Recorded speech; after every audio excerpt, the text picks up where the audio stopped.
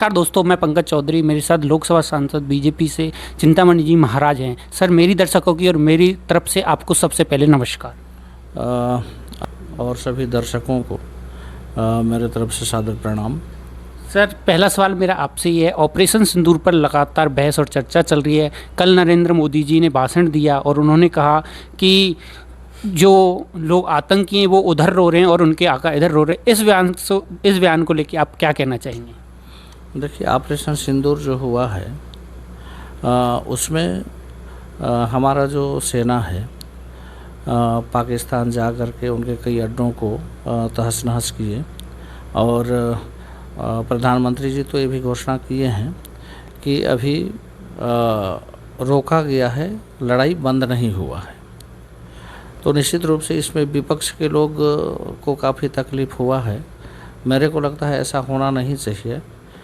कई जगह हम लोग को राजनीति से ज़रा ऊपर उठकर भी देखना चाहिए, क्योंकि हमारा भारत का विषय है और भारत के ही संसद में सभी सांसद हैं।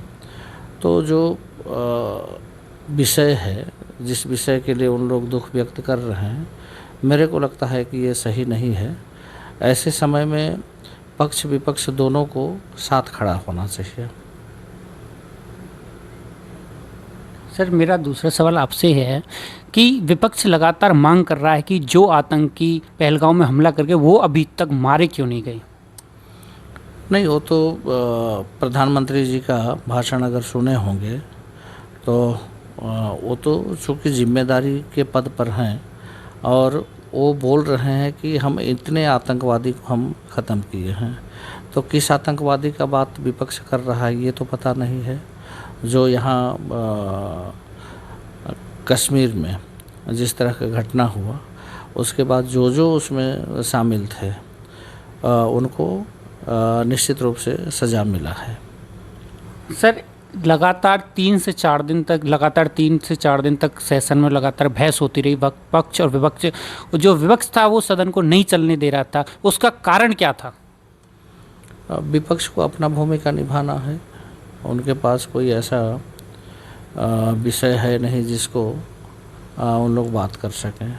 सरकार तो शुरू से ही जिस दिन से विषय आए उस दिन से जवाब देने को तैयार है। जब आप प्रधानमंत्री जी, हमारे रक्षा मंत्री जी बयान दिए हैं, इसके बाद अगर उनको तकलीफ़ हो रहा है तो उसमें क्या कहा जा सकता है? सर, आप छत्तीसगढ़ से आते हो, मेरा सवाल अब छत्तीसगढ़ से है कि सर आपकी सरकार कैसी चल रही है? छत्तीसगढ़ में विष्णु देवसाई जी मुख्यमंत्री हैं और निश्चित रूप से छत्तीसगढ़ का सरकार जनहित में काम कर रही है, किसानों के लिए काम कर रही है, जनहित में काम हो रहा है। तो मेरे को ऐसा लगता है कि बहुत अच्छा चल रहा है। सर, पिछली सरकारों में घोटाले हुए थे, उनकी जांच हो रही है, उनमें क्या निकल के आया अभी तक? अभी ऊपर स्तर का विषय है तो इस पर तो मेरे को टिप्पणी करना भी ठीक नहीं है। लेकिन निश्चित रूप से कर्म का फल मिलता है, तो जो जैसा कर्म किए उसका फल मिल रहा है। सर, वो लगातार ये कह रहे हैं कि निर्दोष को फंसाया जा रहा है, हमने ऐसा कोई भ्रष्टाचार नहीं किया। सरकार ज़बरदस्ती दबाव बना रही है इस विषय में। निर्दोष को फंसाया जा रहा है ऐसा तो है नहीं। अगर कहीं धुआं उठ रहा है तो आग तो ज़रूर है, तभी धुआं उठ रहा है। तो ऐसा नहीं है कि निर्दोष लोगों को फंसाया जा रहा है। मेरी दृष्टि में तो ऐसा दिखता नहीं है। जो जैसा किए उसका परिणाम मिल रहा है।